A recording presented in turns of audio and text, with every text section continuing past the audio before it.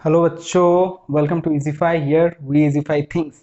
आज हम लोग करने वाले हैं हमारा पहला chapter chemical reactions and equations का, क्लास 10th के केमिस्ट्री का पहला chapter chemical equations and reactions, उसका second part.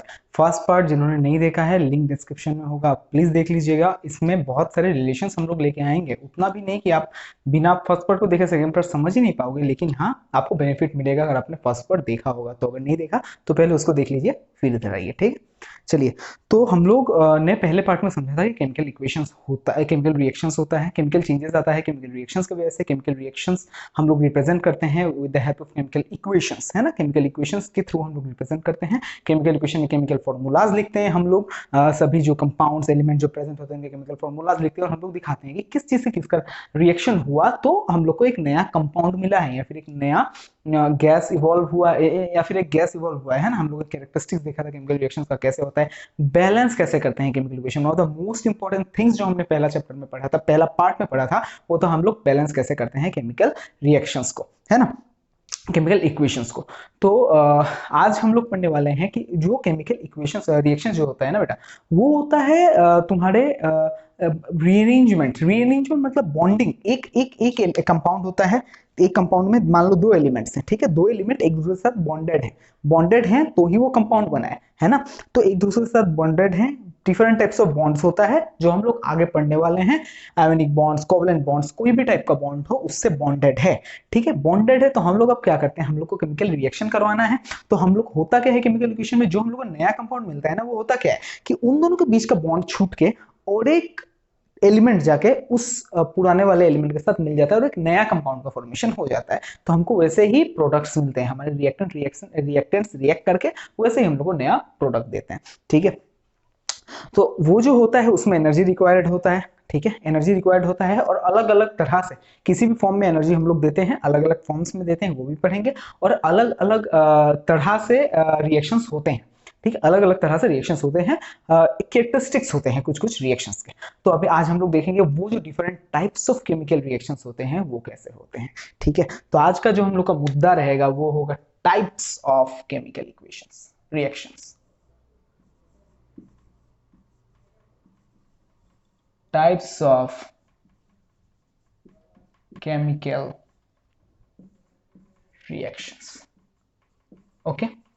Types of chemical reactions, जो हम लोग का आज का टॉपिक होगा वो होगा टाइप्स ऑफ केमिकल रिएक्शंस। आज का टॉपिक मतलब आज सेकंड पार्ट को खत्म करने वाले हैं, ओके। चलो, टाइप्स ऑफ केमिकल रिएक्शंस क्या होता है, देखो। पहला जो टाइप तुम लोग पढ़ोगे वो होगा पहला जो टाइप तुम लोग पढ़ोगे वो होगा बेटा कॉम्बिनेशन रिएक्शन। वो होगा कॉम्बिनेशन रिएक्शन। कॉम्बिनेशन रिएक्शन होता क्या है, कॉम्बिनेशन रिएक्शन होता क्या है, नाम से समझ आ रहा है, नाम से समझ आ रहा है, काम याद रखना। कॉम्बिनेशन रिएक्शन होता क्या है, जब दो या दो से ज्यादा रिएक्टेंट्स, रिएक्टेंट्स कौन होते हैं बेटा, लेफ्ट साइड में जो होते हैं, जो रिएक्ट करते हैं ना, जो हमारे पास होते हैं ऑलरेडी और जो रिएक्ट करते हैं। तो जब दो या दो से ज्यादा रिएक्टेंट्स, हमेशा ये वर्ड यूज करना, जब दो या दो से ज्यादा रिएक्टेंट्स कंबाइन होके एक सिंगल प्रोडक्ट फॉर्म करते हैं, जब दो या दो से ज्यादा रिएक्टेंट्स कंबाइन होके एक सिंगल प्रोडक्ट फॉर्म करता है तो हम लोग उस रिएक्शन को बोलते हैं कॉम्बिनेशन रिएक्शन। देखो, मान लो कि ए कंपाउंड है, एलिमेंट है, कुछ भी है, a is something, a is substance, ठीक है। उसने रिएक्ट किया बी के साथ, तो ये ए और बी हमारे क्या हो गए, रिएक्टेंट्स हो गए। हमको उसने क्या दिया, ए बी। तो हमारे ए और बी रिएक्ट करके हमको क्या दिए, ए बी। तो ए और बी हमारे क्या हुए, रिएक्टेंट्स, और ए बी हमारा क्या हुआ, प्रोडक्ट। ए और बी हमारे क्या हुए, रिएक्टेंट्स, और बी हमारा क्या हुआ, प्रोडक्ट। तो डेफिनेशन को सीखने का कोई जरूरत है, बताओ भाई। जब दो या दो से ज्यादा, मान लो ये अगर हो जाता ए प्लस बी प्लस सी, रिएक्ट करके हमको दे देता मान लो ए बी सी, ठीक है। ये भी कॉम्बिनेशन रिएक्शन है। तो जब दो या दो से ज्यादा रिएक्टेंट्स कंबाइन होकर एक सिंगल प्रोडक्ट फॉर्म करता है तो वो होता है कॉम्बिनेशन रिएक्शन। समझ में आ गया। एग्जांपल्स जो बुक में तुम्हारे दिए हुए हैं कॉम्बिनेशन रिएक्शन के, अब ये ए बी सी और ए बी की जगह में हम लोग कुछ लिख देते हैं। पहला जो हुआ है एग्जांपल जो दिया हुआ है तुम लोग का, वो है जब कैल्शियम ऑक्साइड, जब कैल्शियम ऑक्साइड रिएक्ट करता है, जब कैल्शियम ऑक्साइड रिएक्ट करता है वाटर के साथ, जब कैल्शियम ऑक्साइड रिएक्ट करता है वाटर के साथ तो वो फॉर्म करता है calcium hydroxide plus heat evolve करता है। देखो अब ये जो है ना भाई, इसको तुम गीत बना लो अपना, बहुत बार पढ़ने वाले हो, बहुत बार पढ़ने वाले हो, क्लास 10th में बहुत बार पढ़ने वाले हो। जब कैल्शियम ऑक्साइड वाटर के साथ रिएक्ट करता है तो हमको मिलता है कैल्शियम हाइड्रोक्साइड और हीट इवॉल्व होता है, हीट इवॉल्व होता है। ये चीज याद रखना, क्या होता है, हीट इवॉल्व होता है। ये जो कैल्शियम ऑक्साइड होता है ना, कैल्शियम ऑक्साइड बोलो इसको, या फिर क्विक लाइम बोलो इसको, ठीक है, या क्विक लाइम बोल सकते हो इसको, बॉन्ड लाइम बोल सकते हो। अच्छा, क्विक लाइम जो तुम लोग का बुक में दिया हुआ है, कैल्शियम ऑक्साइड को हम लोग क्या बोलते हैं, क्विक लाइम बोलते हैं, ठीक है, कैल्शियम ऑक्साइड को हम लोग बोलते हैं क्विक लाइम। और ये जो हमको प्रोडक्ट मिला है इसका नाम क्या है, इसको तुम स्लेक लाइम बोलो, स्लेक्ट लाइम बोलो, लाइम वाटर बोलो, कुछ भी बोल सकते हो। और ऐसे नाम क्या होगा, कैल्शियम है और ओ एच है तो हाइड्रोक्साइड, कैल्शियम हाइड्रोक्साइड है ना। ये तो आशा करता हूं बताना नहीं पड़ेगा, बस स्लेक लाइम वाला याद रखो, ठीक है। तो अब मैं इसको क्या बोलूंगा, इस रिएक्शन को, इस रिएक्शन को मैं बोलने वाला हूं वर्ड्स में, इसको दिमाग में अभी घुसा लो, मेरा बात सुनो और अभी घुसा लो। When calcium oxide reacts with water, या फिर when quick lime reacts with water it forms slake lime and heat is evolved. When quick lime reacts with water it forms slake lime and heat is evolved. खत्म, इसको पूरा इधर पे घुसाना है, ठीक है। When quick lime reacts with water it forms slake lime and heat is evolved, ठीक है। नेक्स्ट जो तुम लोगों का कॉम्बिनेशन रिएक्शन का एग्जांपल्स है।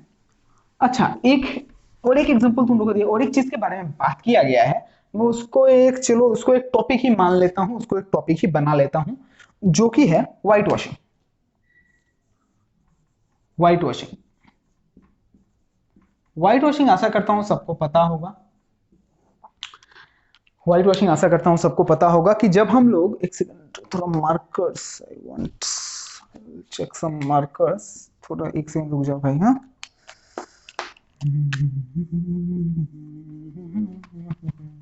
चलो, तो जब व्हाइट वॉशिंग, तुमको पता होगा जब हम लोग घर में कलर कराते हैं तो उसके पहले क्या होता है, व्हाइट कलर का कुछ हम लोग वॉल में लगाते हैं, है ना, व्हाइट कलर का कुछ हम लोग वॉल में लगाते हैं। तो वो क्या होता है, वो जो व्हाइट कलर का हम लोग वॉल में लगाते हैं ना बेटा, वो होता है कैल्शियम हाइड्रोक्साइड का सोल्यूशन। वो क्या होता है, कैल्शियम हाइड्रोक्साइड का सोल्यूशन। ये कैल्शियम हाइड्रोक्साइड हमको मिलता कहां से है, ये कैल्शियम हाइड्रोक्साइड हमको मिलता कहां से है, ये कैल्शियम हाइड्रोक्साइड हमको क्विक लाइम और वाटर के रिएक्शन से मिलता है। अभी पढ़ा था ना, मतलब स्लेक लाइम का सोल्यूशन होता है वो, ठीक है, स्लेक लाइम का सोल्यूशन होता है। अब सर क्यों हम लोग स्लेक लाइम का सोल्यूशन यूज करते हैं, वॉल में क्यों लगाते हैं स्लेक लाइम का सोल्यूशन, वॉल में हम लोग इसलिए लगाते हैं क्योंकि देखो, जब ये जो स्लेक लाइम है ना, जब वो एटमॉस्फेयर में प्रेजेंट कार्बन डाइऑक्साइड के साथ मिलता है, मैं जो तुमको बोल रहा हूं वो याद रखो यार, इस रिएक्शन को नहीं, क्या बोला मैंने, वो स्लेक लाइम वाला सोल्यूशन व्हाइट वॉशिंग में क्यों यूज होता है, वो इसलिए यूज होता है क्योंकि जब वो स्लेक लाइम वॉल में प्रेजेंट कार्बन डाइऑक्साइड के साथ मिलता है तो वो कैल्शियम कार्बोनेट का एक लेयर फॉर्म करता है, कैल्शियम कार्बोनेट का एक लेयर फॉर्म करता है, जो कि एक शाइनी सरफेस, शाइनी लुक दे देता है उस वॉल को, ठीक है, जो एक शाइनी लुक दे देता है इस वॉल को, ठीक है। कैल्शियम हाइड्रोक्साइड का solution plus carbon dioxide gas, solution मतलब aqueous, carbon dioxide gaseous state में एयर में प्रेजेंट जो होता है, कैल्शियम कार्बोनेट का सॉलिड लेयर फॉर्म करता है, उसके ऊपर कैल्शियम कार्बोनेट का सॉलिड लेयर फॉर्म करता है लगाने के बाद, ठीक है, प्लस वाटर फॉर्म करता है, ठीक है, भीगा भीगा रहता है, थोड़े समय में वाटर उड़ जाता है, ठीक है, थोड़े समय में वाटर उड़ जाता है। तो ये क्या है, ये हमारा है स्लेक लाइम, ये हमारा है स्लेक लाइम, ये क्या है, ये हमारा कैल्शियम कार्बोनेट, या फिर लाइमस्टोन भी इसी को बोलते हैं, लाइमस्टोन भी इसी को बोलते हैं। मार्बल का फॉर्मूला भी यही होता है, मार्बल का फॉर्मूला भी यही होता है, ठीक है, नोट डाउन। चलो आगे बढ़ते हैं, आगे बढ़ते हैं। चलो इतना तक समझ में आ गया। अब सिंपल सिंपल कुछ कुछ एग्जांपल्स दिए हुए थे, ये भी तो सिंपल ही थे, है ना, ये कौन से हार्ड थे, तो अब इससे भी सिंपल होंगे और भी मजा। चलो क्या दिया हुआ है, कार्बन जब ऑक्सीजन के साथ रिएक्ट करता है, बर्निंग ऑफ कोक जिसको बोला गया है ना, कोक मतलब कार्बन का फॉर्म होता है ना कोक, तो कार्बन जब ऑक्सीजन बर्न करता है मतलब क्या, ऑक्सीजन के प्रेजेंस में ही चलता है, बर्निंग जहां पे आ जाए ना बेटा वहां पे ऑक्सीजन हमको लगा देना है, हीटिंग में नहीं, हीटिंग और बर्निंग में डिफरेंस है। हीट हम लोग करते हैं मतलब टेम्परेचर बढ़ाते हैं, कोई भी सोर्स से हम लोग बढ़ा सकते हैं, है ना, लेकिन बर्न करते हैं मतलब जलाते हैं, इग्नाइट करते हैं, उस चीज को इग्नाइट करेंगे तो ऑक्सीजन का प्रेजेंस रहना पड़ेगा, ठीक है, उसमें हम लोग गलती नहीं कर सकते। तो कार्बन जब ऑक्सीजन के साथ मिलता है तो हमको कार्बन डाइऑक्साइड देता है, ये किसको नहीं पता होगा, है कि नहीं, कार्बन जब ऑक्सीजन के साथ मिलता है तो हमको कार्बन डाइऑक्साइड देता है, ये तो बैलेंस ही है ना, एक कार्बन दो ऑक्सीजन दो ऑक्सीजन, ठीक है। इसको इसको क्या बोल दिया गया है, बर्निंग ऑफ कोक बोल दिया गया है, क्या बोल दिया गया है, बर्निंग ऑफ कोक बोल दिया गया है, ठीक है। अच्छा उसके बाद क्या बोला गया है, फॉर्मेशन ऑफ वाटर, ये सब कॉम्बिनेशन रिएक्शन का एग्जांपल है या नहीं, दो रिएक्टेंट एक प्रोडक्ट, पहले हम लोग ने जो पढ़ा था क्विकलाइम और स्लेक्लाइम वाला, क्विकलाइम से जो स्लेक्लाइम का फॉर्मेशन होता है वो था कॉम्बिनेशन, लेकिन वो जो हम लोग ने पढ़ा कैल्शियम कार्बोनेट जो फॉर्म होता है वो कॉम्बिनेशन था, वो नहीं था कॉम्बिनेशन, क्योंकि उसमें कैल्शियम कार्बोनेट और वाटर दो प्रोडक्ट्स थे, है ना, लेकिन कॉम्बिनेशन रिएक्शन में क्या होता है, एक प्रोडक्ट होता है ना, इसलिए वो तुम्हारे बॉक्स के अंदर दिया हुआ है बुक में भी, ऑब्वियस है ना, क्योंकि हम लोग कॉम्बिनेशन रिएक्शन का बात कर रहे हैं इधर। और हाइड्रोजन जब ऑक्सीजन के साथ रिएक्ट करता है तो हमको वाटर मिलता है, सबको पता है, ये दोनों रिएक्शन तो इजी है ना। तो ये कार्बन, ये जो कार्बन होगा वो क्या रहेगा, सॉलिड, कोक का बात किया गया, ऑक्सीजन क्या रहेगा, गैसियस स्टेट में प्रेजेंट रहेगा, कार्बन डाइऑक्साइड जो हमको मिलेगा वो गैसियस स्टेट में मिलेगा 100%, है ना। जो हम लोग का वाटर रहेगा वो H2 मॉलिक्यूल है गैसियस स्टेट में, O2 मॉलिक्यूल है गैसियस स्टेट में, वाटर मिलेगा लिक्विड स्टेट में, ठीक है, वाटर मिलेगा लिक्विड स्टेट में। तीसरा, तीसरा बर्निंग ऑफ नेचुरल गैस, चलो अब बोलो नेचुरल गैस किसको बोला जाता है, नेचुरल गैस किसको इज्जत दिया जाता है, नेचुरल गैस बोल के, मीथेन को, नेचुरल गैस किसको बोला जाता है, मीथेन को, जिसका फॉर्मूला क्या है CH4, पढ़ोगे चैप्टर 4 में इसके बारे में, अभी बस ध्यान ध्यान रखो कि मीथेन का फॉर्मूला होता है CH4। तो बर्निंग ऑफ नेचुरल गैस मतलब मीथेन को जलाएंगे, फिर से जलाना है मतलब ऑक्सीजन का काम आएगा।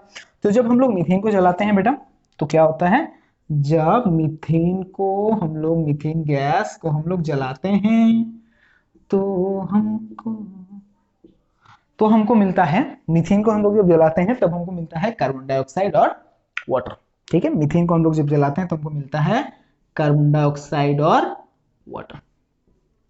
अच्छा अब कार्बन डाइऑक्साइड तो अच्छा चलो गैसियस स्टेट में रहेगा, गैस, इसमें जो वाटर हम लोग को मिलेगा ना वो हम लोग को गैसियस स्टेट में मिलेगा, वेपर्स के रूप में मिलेगा, क्यों, क्योंकि ये जो टर्म में यूज करूंगा उसका मतलब समझाऊंगा, ये एक एक्सोथर्मिक रिएक्शन है। अब क्यों बोला मैंने एक्सोथर्मिक है, अच्छे से समझेंगे, अभी बस समझो कि क्योंकि इस रिएक्शन में हीट इवॉल्व होता है ना, ना मतलब जैसे तुम लोगों को पता है, मैं बोल रहा हूँ पता भी हो सकता है, इस रिएक्शन में हीट इवॉल्व होता है, ठीक है, इस रिएक्शन में हीट इवॉल्व होता है, सराउंडिंग में हीट रिलीज करता है ये रिएक्शन, तो वाटर जो प्रेजेंट होता है ना वो गैसियस स्टेट में चला जाता है, लिक्विड में नहीं रहता, लिक्विड स्टेट में नहीं रहता है, ठीक है। चलो नोट डाउन कर लो।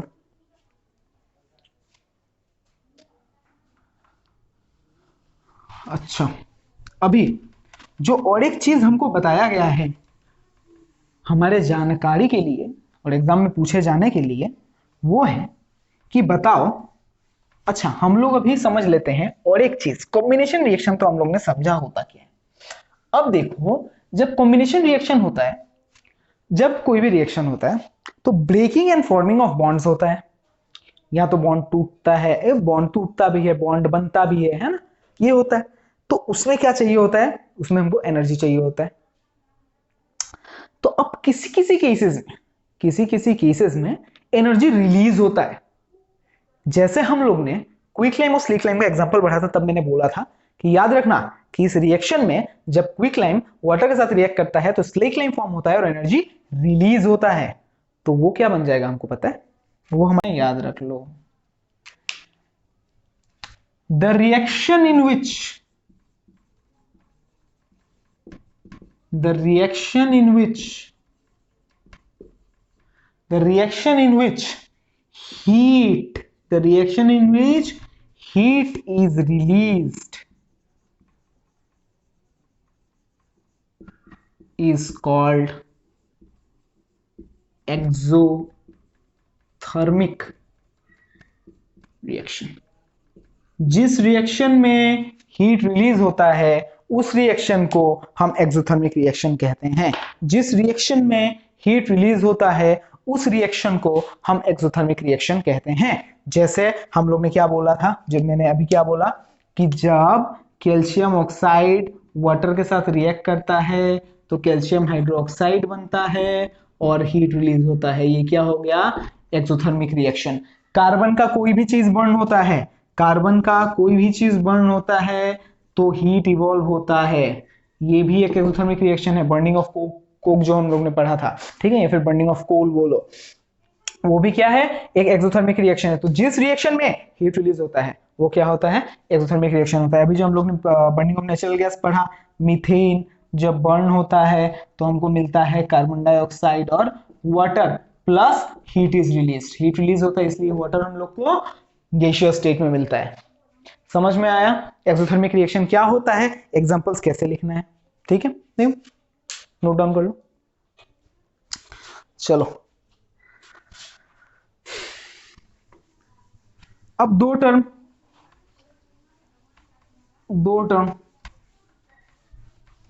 हर चीज का ऑपोजिट चीज होता है ना?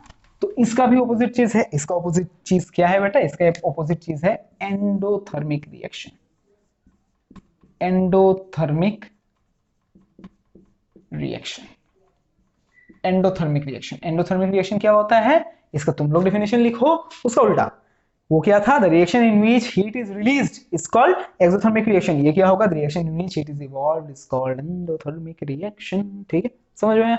चलो, तो एंडोथर्मिक रिएक्शन का example, heat is absorb, sorry, heat is release and heat is absorbed. जिस रिएक्शन में हीट एब्जॉर्ब होता है, इवॉल्व मतलब भी रिलीज होना, the reaction in which heat is evolved वो क्या होगा? एक्सोथर्मिक होगा। ठीक है, तो एंडोथर्मिक रिएक्शन का एग्जांपल अगर मैं तुमको देने बोलूं तो क्या दोगे सर? मेल्टिंग ऑफ आइस दे सकते हैं, मेल्टिंग ऑफ आइस दे सकते हैं। ठीक है, melting of ice, heat absorb करके वो आइस मेल्ट हो रहा है। ठीक है, मेल्टिंग ऑफ आइस उसका एक अच्छा सा एग्जांपल हो जाएगा। ठीक है, चलो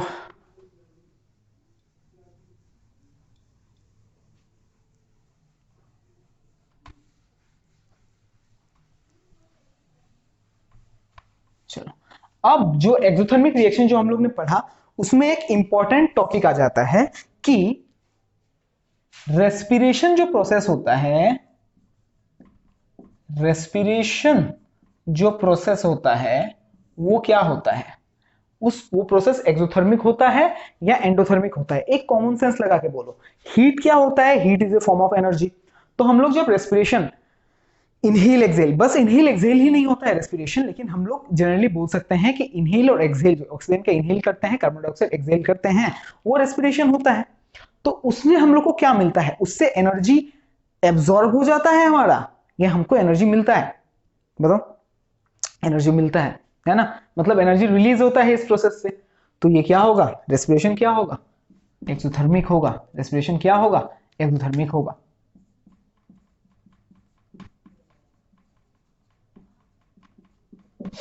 रेस्पिरेशन क्या होगा?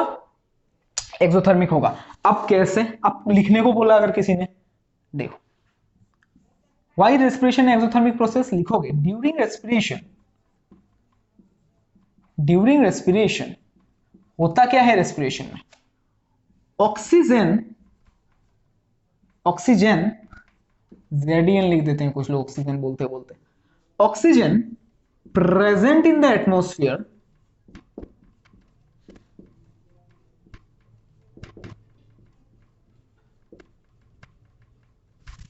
combines with the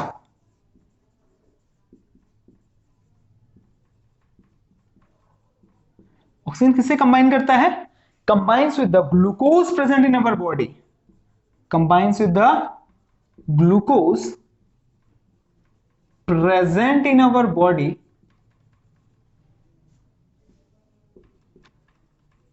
to form, क्या फॉर्म करता है? वेस्ट प्रोडक्ट जो हम लोग रिलीज करते हैं to form carbon dioxide and, carbon dioxide पूरा लिखना, एंड वाटर, ये भी पूरा लिखना, and energy is released, and energy is released. समझ में आया?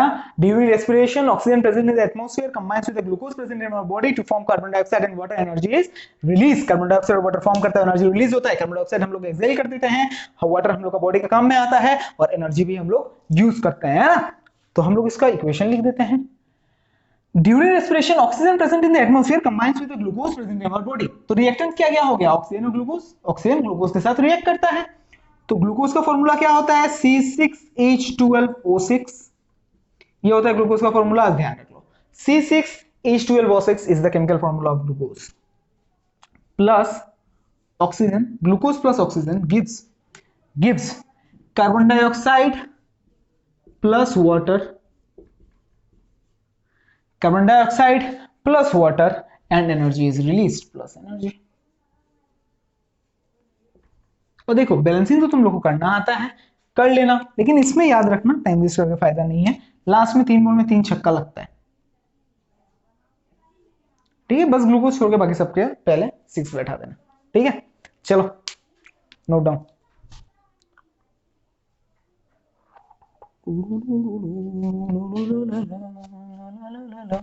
इतना समझ आ गया? अगर इतना समझ आ गया तो आगे बढ़ते हैं, तो आगे बढ़ते हैं, तो आगे बढ़ते हैं, आगे बढ़ते हैं, आगे बढ़ते हैं, आगे बढ़ते हैं, आगे बढ़ते हैं, आगे बढ़ते हैं। चलो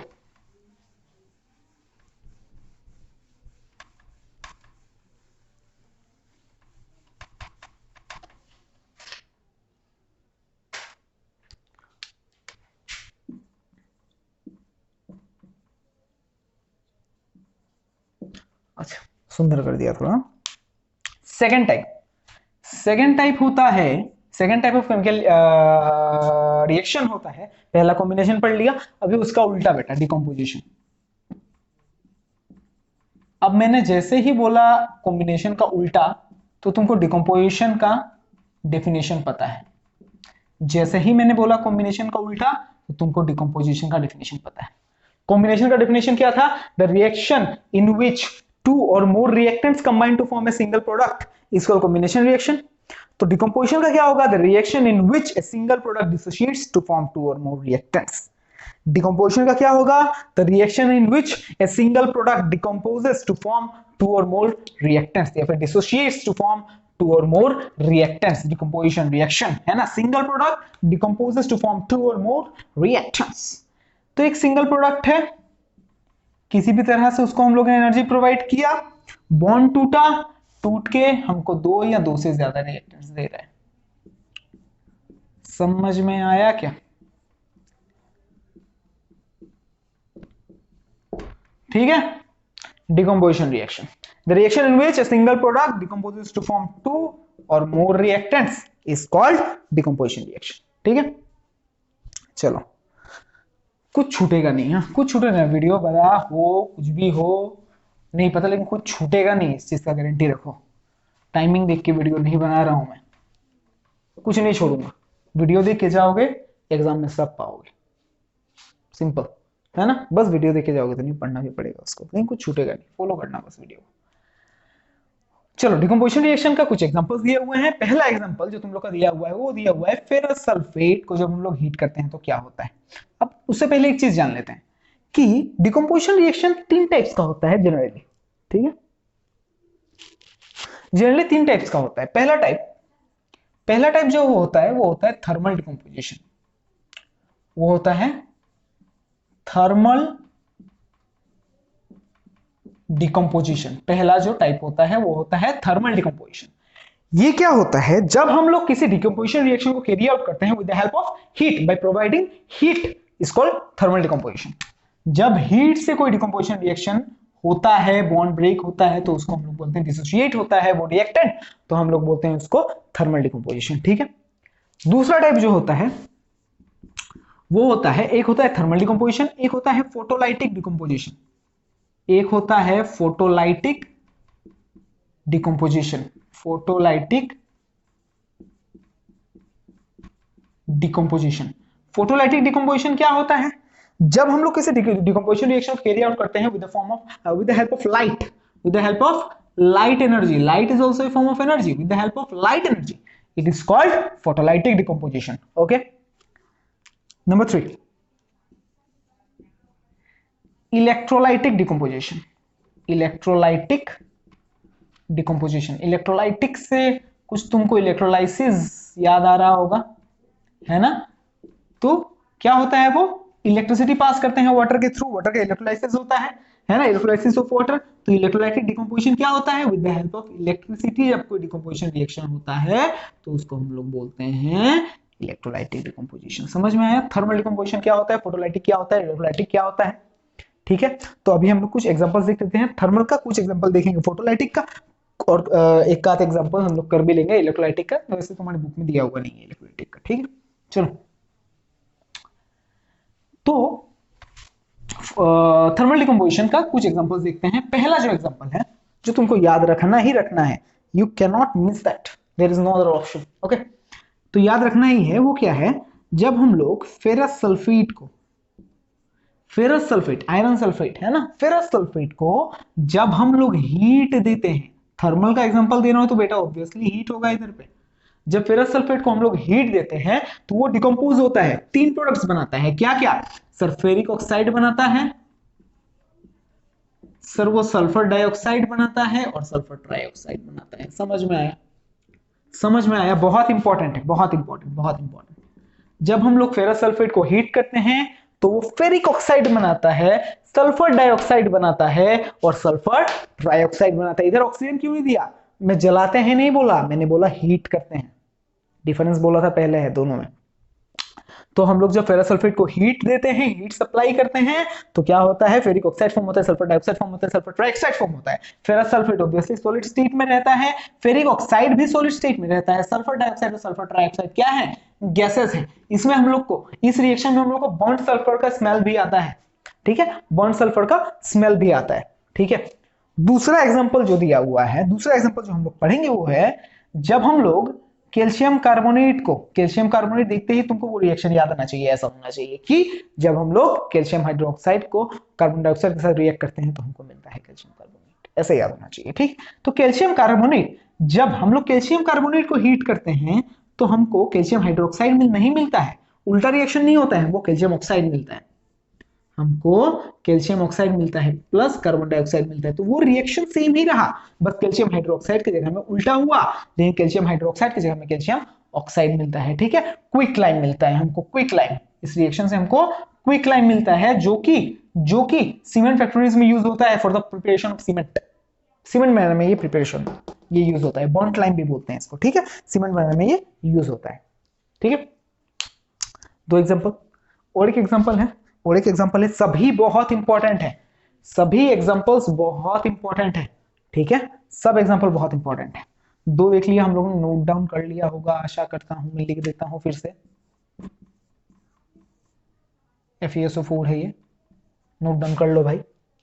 ठीक है, चलो उसके बाद लास्ट, जब हम लोग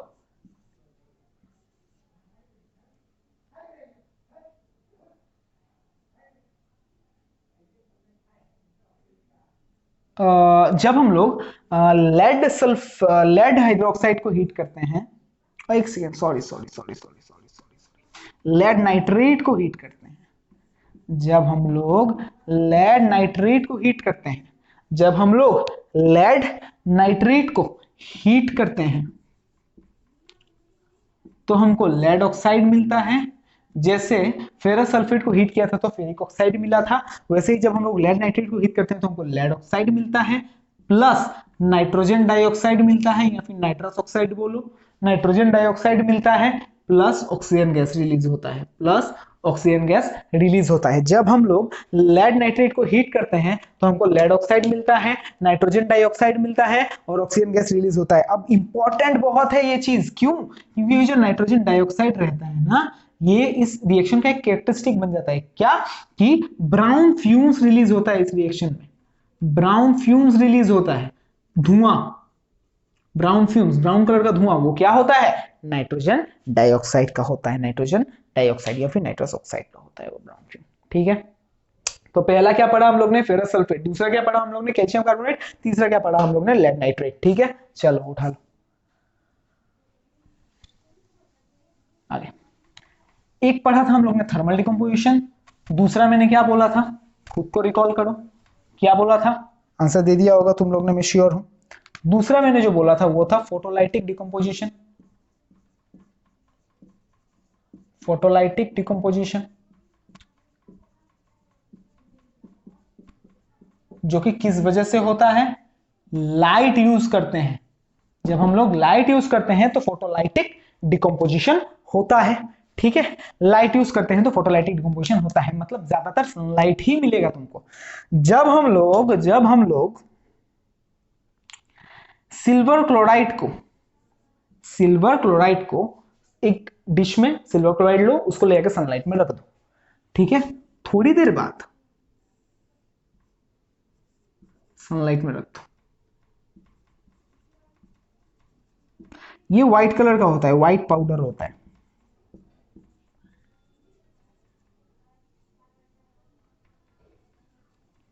व्हाइट पाउडर होता है। जब हम लोग सिल्वर क्लोराइड को लेकर सनलाइट में रखते हैं, थोड़ी देर बाद उसका कलर व्हाइट पाउडर जो होता है व्हाइट से चेंज होकर ग्रे कलर का हो जाता है। क्यों?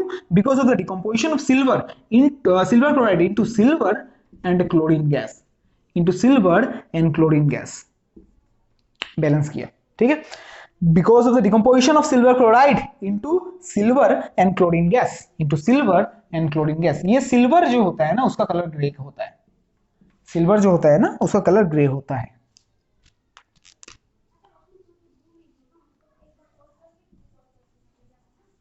समझ में आया? इसका कलर ग्रे होता है।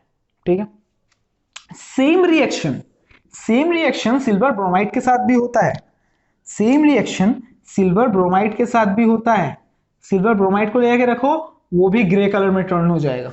ठीक है, सनलाइट दो, उसका भी कलर चेंज हो जाएगा, सिल्वर और ब्रोमीन गैस में वो डिसोशिएट हो जाएगा, सिल्वर और ब्रोमीन गैस में वो डिसोशिएट हो जाएगा।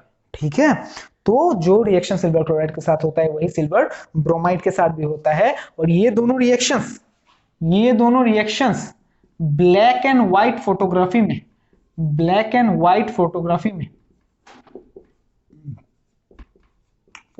में यूज होते हैं। ये दोनों reaction black and white photography में यूज होते हैं। इनको सॉल्यूशंस में डुबाओगे, निकालोगे, सूखेगा, हम लोग को एक कॉन्क्रीट फोटो, एक अच्छा फोटो मिल जाएगा हम लोग को। तो ये रिएक्शन अगर तुमको जानना हो कि ब्लैक एंड व्हाइट फोटोग्राफी में कैसे यूज होते हैं, उसके लिए अगर वीडियो चाहिए तो भी बना दूंगा, या फिर गूगल से अगर देखो तो बढ़िया है, देख के समझ जाओगे। ठीक है, चलो डन। चलो लास्ट टाइप मतलब हम लोग अभी क्या कर रहे हैं? हम लोग डिकम्पोजिशन के टाइप्स पढ़ रहे हैं, डिकम्पोजिशन रिएक्शंस के टाइप पढ़ रहे हैं। ठीक है, टाइप हमारा दूसरा ही है अभी तक, है ना? 4 टाइप पढ़ेंगे हम लोग, उसमें बस दूसरा टाइप ही है ये, कॉम्बिनेशन डिकम्पोजिशन। और डिकम्पोजिशन का हम लोग ने 2 टाइप पढ़ा, लास्ट टाइप हम लोग पढ़ेंगे जो क्या होगा, जो फटाफट से खत्म करेंगे, होगा इलेक्ट्रोलाइटिक डिकम्पोजिशन।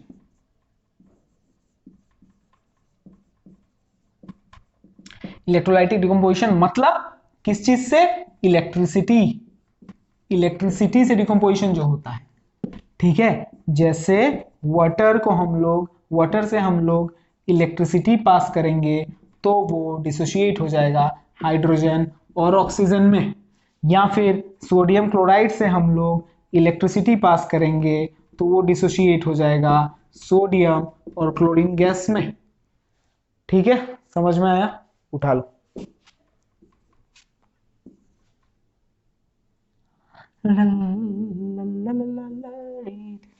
चलो ठीक है, नेक्स्ट अब टाइप्स ऑफ केमिकल रिएक्शन में आ जाते हैं। फिर से हम लोग ने कॉम्बिनेशन पढ़ा, हम लोग ने डिकम्पोजिशन का पूरा पोस्टमार्टम कर लिया। अब हम लोग जाने वाले हैं डिस्प्लेसमेंट में। The third type of chemical reaction, that is displacement reaction. ये रिएक्शन क्या होता है पता है? ये रिएक्शन क्या होता है? डिस्प्लेसमेंट रिएक्शन, कि हम लोग ने रिएक्टिविटी सीरीज हम लोग को पता है, शायद 9 में था क्या, याद नहीं आ रहा मुझे, याद ठीक से। लेकिन डिकम्पोजिशन डिस्प्लेसमेंट रिएक्शन होता क्या है, जिसमें कुछ एलिमेंट्स होते हैं जो ज्यादा रिएक्टिव होते हैं, कुछ एलिमेंट्स होते हैं जो कम रिएक्टिव होते हैं। जब ज्यादा रिएक्टिव एलिमेंट किसी कम रिएक्टिव एलिमेंट को उसके ही सोल्यूशन से डिस्प्लेस करते हैं तो उसको हम लोग बोलते हैं डिस्प्लेसमेंट रिएक्शन। जब ज्यादा रिएक्टिव एलिमेंट किसी कम रिएक्टिव एलिमेंट को उसके ही सोल्यूशन से डिस्प्लेस करते हैं तो उसको हम लोग बोलते हैं डिस्प्लेसमेंट रिएक्शन। तो उसके जगह में वो आ जाए, डिस्प्लेस करते हैं ना, डिस्प्लेसमेंट रिएक्शन। डेफिनेशन क्या लिखूंगा, when a more reactive element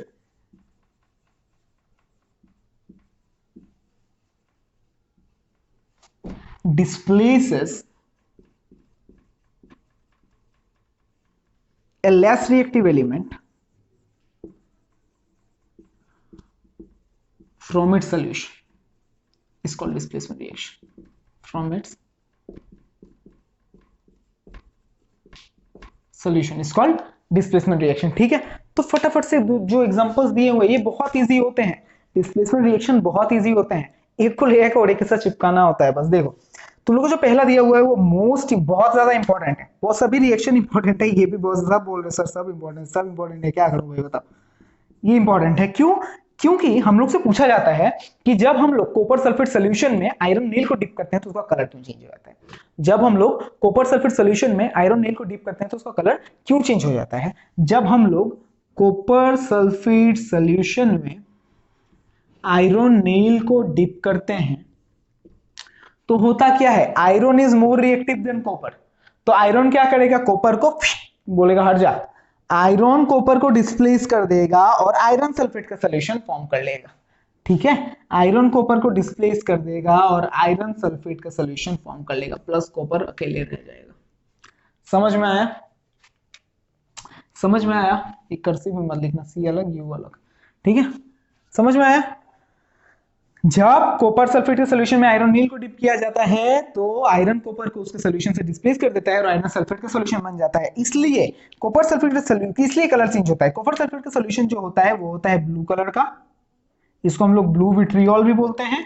और आयरन सल्फेट का सॉल्यूशन जो होता है वो होता है लाइट ग्रीन कलर का, इसको हम लोग ग्रीन विट्रियोल भी बोलते हैं। ठीक है, इसको हम लोग ब्लू विट्रियोल भी बोलते हैं, इसको हम लोग ग्रीन विट्रियोल भी बोलते हैं। क्यों चेंज हो जाता है कलर, क्योंकि कॉपर सल्फेट के सॉल्यूशन में आयरन कॉपर को डिस्प्लेस कर देता है और आयरन सल्फेट का सॉल्यूशन बना रहता है। उठा लो नेक्स्ट।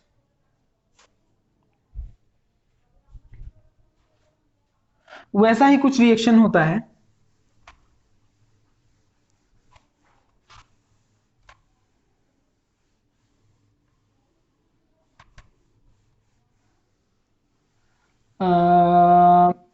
जिंक ग्रेन्यूल्स के साथ।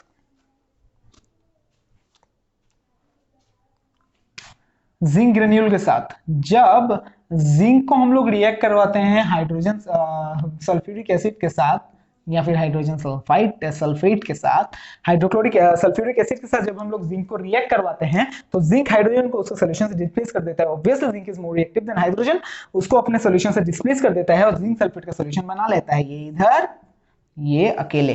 ठीक है, तो जिंक आयरन को डिस्प्लेस कर हाइड्रोजन को डिस्प्लेस कर देगा तो जिंक सल्फेट का सॉल्यूशन फॉर्म हो जाएगा, प्लस हाइड्रोजन गैस इवॉल्व होता है। ठीक है, ठीक है, चलो नेक्स्ट। और मैंने तुम लोग से पूछा था, तुम लोग को बताया था मैंने पहले पार्ट में कि हाइड्रोजन गैस का प्रेजेंस को हम लोग कैसे चेक करते हैं। थोड़ा कमेंट में अगर हो पाए तो बताना जरा, ठीक है, उठा लो।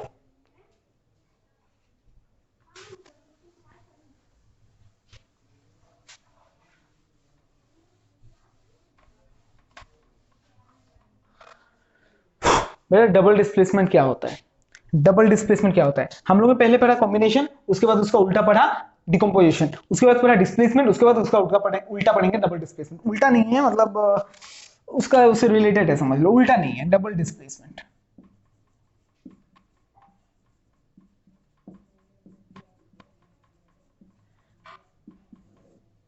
अभी हम लोग ने क्या पढ़ा था कि मान लो CuSO4 है और Fe है, तो डिस्प्लेस कर दिया तो FeSO4 हो गया और Cu हो गया।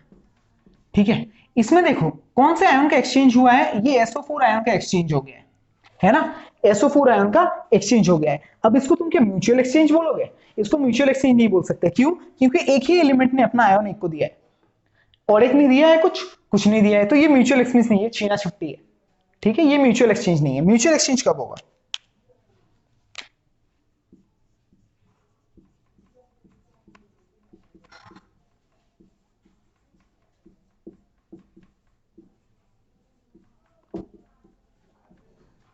इसमें देखो क्या हुआ, ये सल्फेट आयन गया बेरियम के साथ, ये क्लोराइड आयन आया सोडियम के साथ। देखो ये हुआ है म्यूचुअल एक्सचेंज, दोनों तरफ से लेन देन हुआ है। ठीक है, ये हुआ है म्यूचुअल एक्सचेंज। तो जब when there is a mutual exchange of ion between two elements, it is called double displacement reaction. When there is a mutual exchange of ion between two elements, it is called double displacement reaction. ठीक है, इसमें क्या हुआ है, sodium sulphate का जो ion था sulphate, वो कहां गया? बेरियम के साथ। और बेरियम क्लोराइड का जो आयन था क्लोराइड आयन, वो कहां आया? सोडियम के साथ। और क्या फॉर्म कर लिया? बेरियम सल्फेट और सोडियम क्लोराइड। पहले क्या था? सोडियम सल्फेट और बेरियम क्लोराइड, अब क्या हो गया? बेरियम सल्फेट और सोडियम क्लोराइड। ठीक है, और ये रिएक्शन फिर से सर बोल रहे हैं कि इंपॉर्टेंट है। क्यों? क्योंकि ये रिएक्शन में ये जो BaSO4 फॉर्म होता है ना, ये प्रेसिपिटेट होता है। ये प्रेसिपिटेट होता है। सर प्रेसिपिटेट क्या होता है बता रहा हूं, ये प्रेसिपिटेट होता है। ये जो बेरियम सल्फेट जो फॉर्म होता है ना, ये प्रेसिपिटेट होता है व्हाइट कलर का। अब सर प्रेसिपिटेट होता क्या है? देखो कभी कभी ना किसी रिएक्शन में अचानक से एक व्हाइट पाउडर या फिर एक सॉलिड अचानक से फॉर्म होता है, जो कि रिएक्शन के नीचे जाके सेटल हो जाता है। उसको हम लोग बोल देते हैं प्रेसिपिटेट। इनसॉल्युबल सॉलिड फॉर्म होता है। ठीक है, an insoluble solid an insoluble substance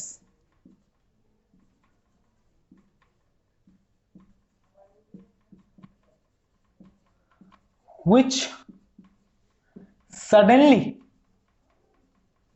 separates from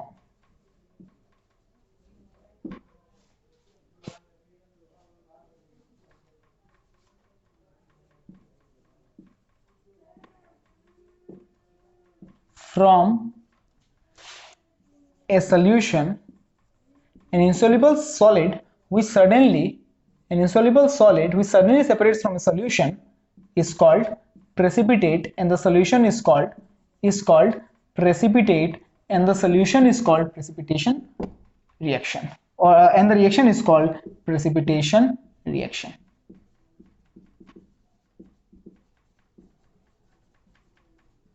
And the reaction is called precipitation reaction. देखो प्रेसिपिटेशन रिएक्शन का एग्जांपल फटाफट से उठाओ।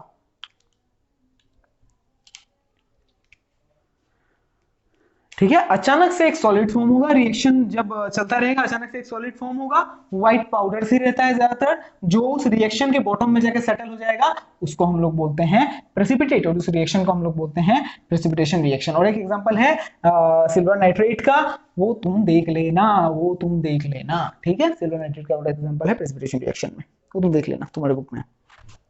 चलो सब बता दूं। उसके बाद उसके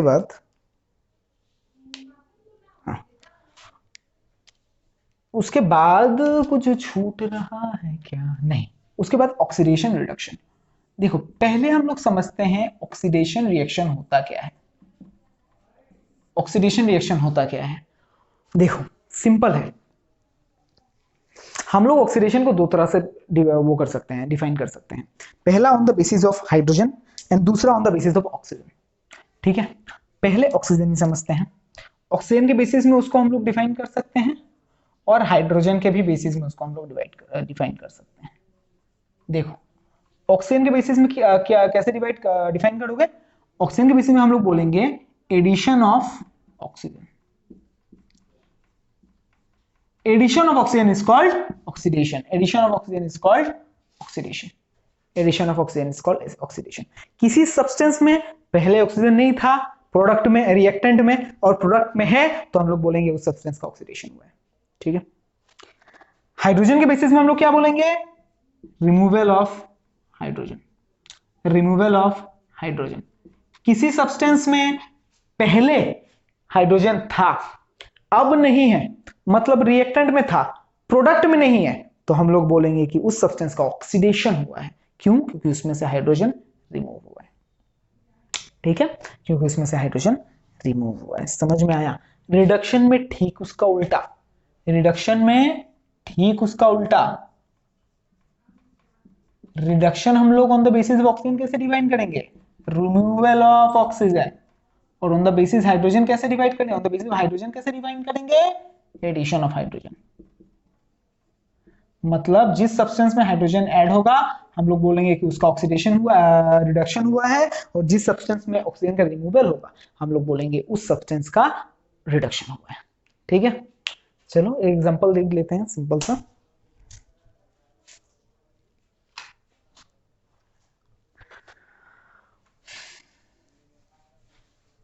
अच्छे से रॉक कर लेता हूं। चलो ऑक्सीडेशन और रिडक्शन का कुछ एग्जांपल देखते हैं।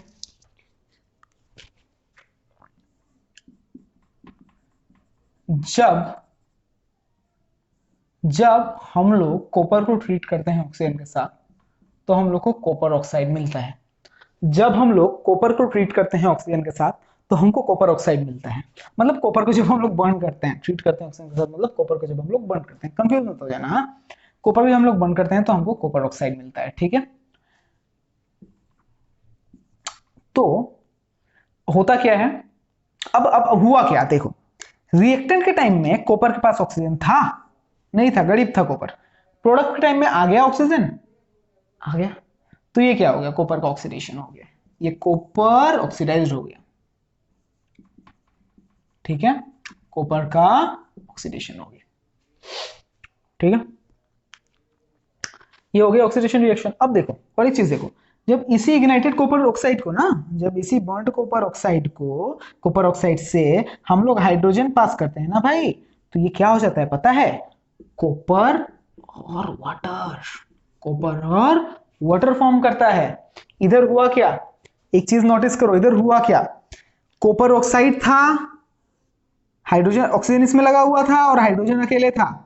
हुआ क्या, ये कॉपर ऑक्साइड बन गया कॉपर, मतलब इसका क्या हुआ? ऑक्सीडेशन हुआ, रिडक्शन हुआ, removal of oxygen from copper. Removal of oxygen is called reduction.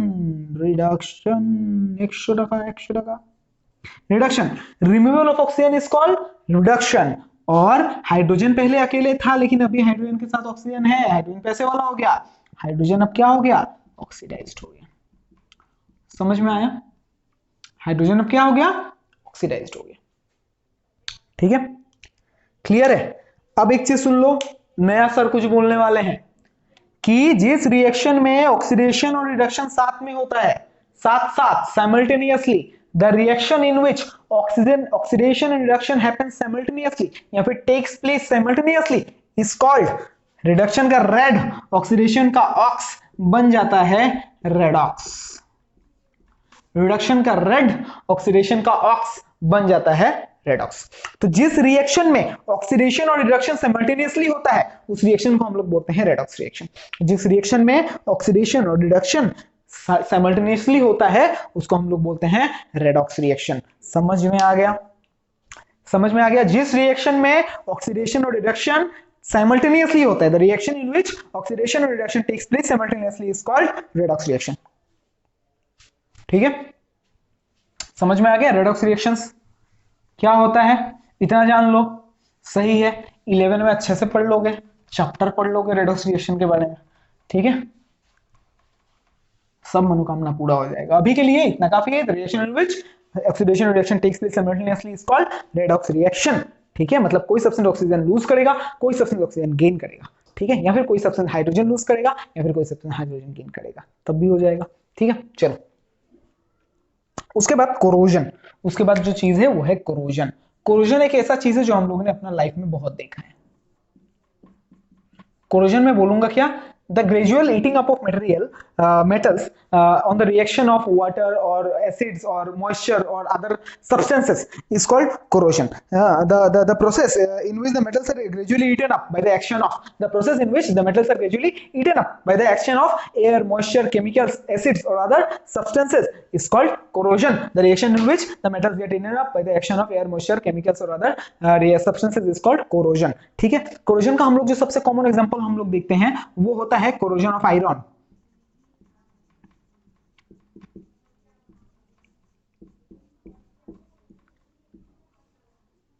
Corrosion of iron जो हम लोग कोरोजन का देखते हैं, सबसे तगड़ा कॉमन एग्जांपल जो हम लोग देखते हैं अपना डेली लाइफ में, ठीक है, वो क्या होता है कोरोजन ऑफ आयरन. जंग लग जाना, है ना, जंग लग जाता है आयरन में. ब्राउन कलर का जो फॉर्म होता है, ब्राउन कलर का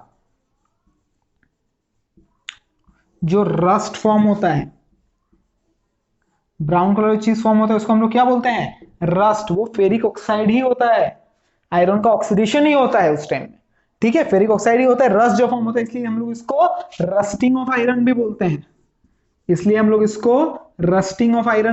हैं, है ना.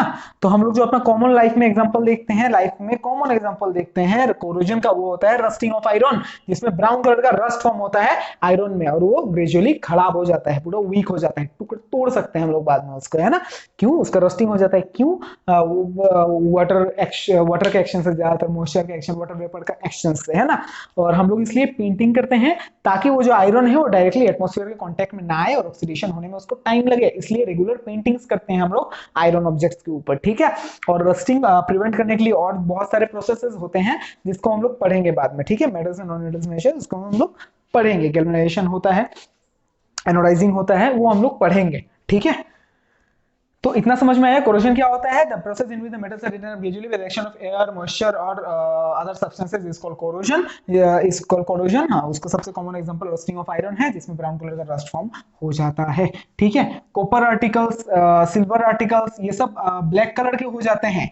क्यों, क्योंकि उनका कलर क्यों चेंज हो जाता है, हम लोग उसको क्यों ज्यादा दिन हो जाने के बाद सिल्वर आर्टिकल, कॉपर आर्टिकल अपना शाइन वो कर देता है, शाइन खो देता है. क्यों, क्योंकि फॉर्मेशन ऑफ उसका ऑक्साइड का फॉर्मेशन हो जाता है उसके ऊपर, उसके सरफेस के ऊपर उसका ऑक्साइड का फॉर्मेशन हो जाता है, जिसकी वजह से कलर फेड अवे हो जाता है. उसका ओरिजिनल कलर रहता है वो फेड अवे हो जाता है, क्योंकि उसका ऑक्साइड फॉर्म हो जाता है, उसका ऑक्सीडेशन हो जाता है. इन शॉर्ट कोरोजन हो जाता है उसका, ठीक है, उसका कोरोजन हो जाता है. सिल्वर आर्टिकल्स, कॉपर आर्टिकल्स, वो सबका कोरोजन हो जाता है, ठीक है.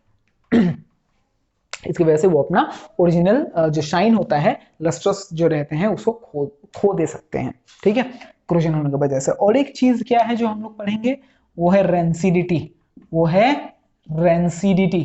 रेंसिडिटी क्या होता है,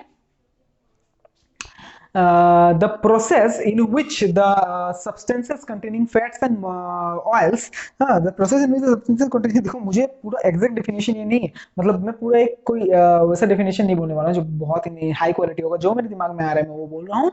the process in which fats and oil containing food items changes their odor मतलब स्मेल, या फिर खराब टेस्ट होना शुरू हो जाते हैं उन लोग, ठीक है. तो उसको हम लोग बोलते हैं रेंसिडिटी. मतलब जैसे हम लोग चिप्स के पैकेट को हम लोग बहुत, अगर हम लोग चिप्स के पैकेट में मान लो एक छेद ही रहा, वो दुकानदार को पता नहीं है, तो वो बहुत दिन तक उस चिप्स को रखा, हम लोग जब उस चिप्स को लेते हैं और जब हम लोग खाते हैं तो कैसा हम लोग को फील होता है, पहला बार एक खराब स्मेल आता है, दूसरा बार डैम्प हो जाता है वो पूरा, है ना, उसका क्रंचीनेस बिल्कुल नहीं रहता है, तीसरा बार खराब टेस्ट भी करता है. क्यों, क्योंकि वो फैट्स और ऑयल कंटेन करता है और उसमें ऑक्सीजन का रिएक्शन होने की वजह से वो सब चीजों का ऑक्सीडेशन हो जाता है, ऑक्सीडेशन होने की वजह से उनका फूल स्मेल हो जाता है, वो खराब टेस्ट करने लगते हैं, ठीक है, जो खाने लायक नहीं रहते हैं फिर, ठीक है.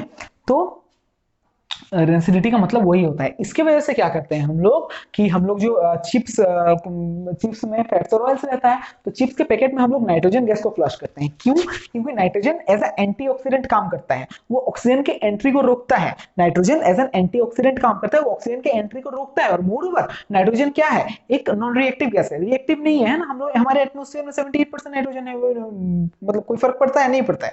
तो नाइट्रोजन कम रिएक्टिव है और वो एंटीऑक्सीडेंट, एज एन एंटीऑक्सीडेंट भी काम करता है, ठीक है. तो ऑक्सीडेशन नहीं होने देता, ऑक्सीजन के एंट्री को रोकता है, ऑक्सीडेशन नहीं होने देता है. और food oil and fats containing food items जो रहते हैं वो ज्यादा देर तक बिना ऑक्सीडाइज्ड हुए, बिना रेंसिड हुए, बिना रेंसिडिटी का प्रोसेस हुए बहुत दिन तक उन लोग रह पाते हैं, ठीक है। तो रेंसिडिटी का मतलब वही होता है जिसमें फूड से fats and oil containing food items का ऑर्डर चेंज हो जाता है, फॉल स्मेल करने लगते हैं उन लोग, उनका टेस्ट खराब हो जाता है, वो खाने लायक नहीं बचते हैं ऑक्सीडेशन होने की वजह से। इसलिए हम लोग नाइट्रोजन गैस को फ्लश करते हैं चिप्स में। चिप्स के पैकेट में नाइट्रोजन गैस जो गैस जो रहता है ना, चिप्स के पैकेट में हवा जो रहता है वो नाइट्रोजन रहता है, ठीक है, क्योंकि वो एज एन एंटीऑक्सीडेंट काम करता है और वो रिएक्टिव भी नहीं है, तो चिप्स के साथ कोई रिएक्शन करता भी नहीं है, ठीक है।